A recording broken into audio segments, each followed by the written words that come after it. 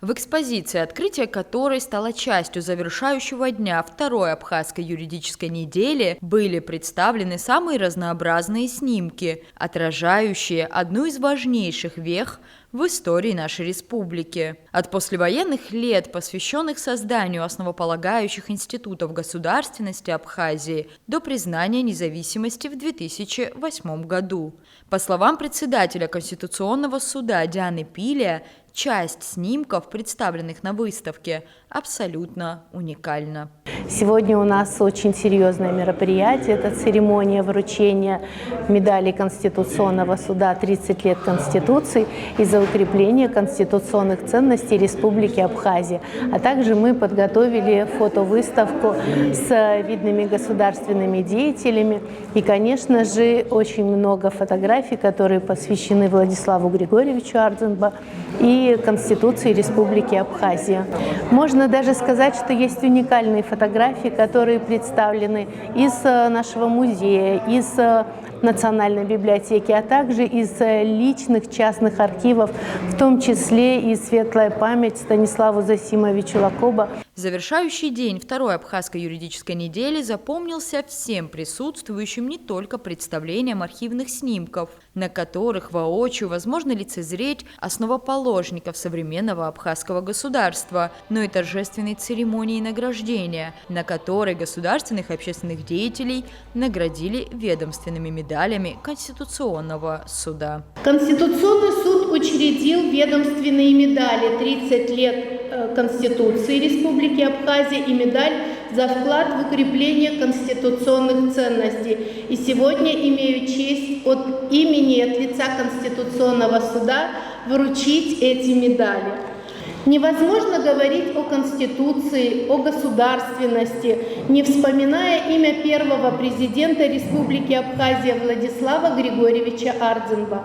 В этом году мы торжественно отмечаем 80-летие со дня рождения первого президента, выдающегося государственного деятеля, ученого, лидера, под чьим руководством была одержана победа в Отечественной войне народа Абхазии и утверждена Конституция, заложены основы современной государственности Республики Абхазия.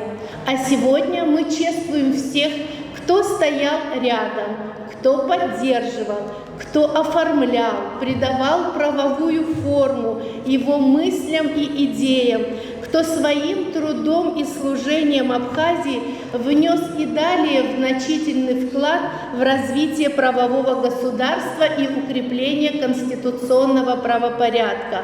От видных политиков до знаковых деятелей культуры и СМИ. Депутаты первого созыва парламента Абхазии получили особые награды. Среди них авторы Конституции, политики и общественные деятели, работавшие плечом к плечу с первым президентом, а также те, кто и сегодня развивают и укрепляют экономические, политические, социальные и культурные основы страны.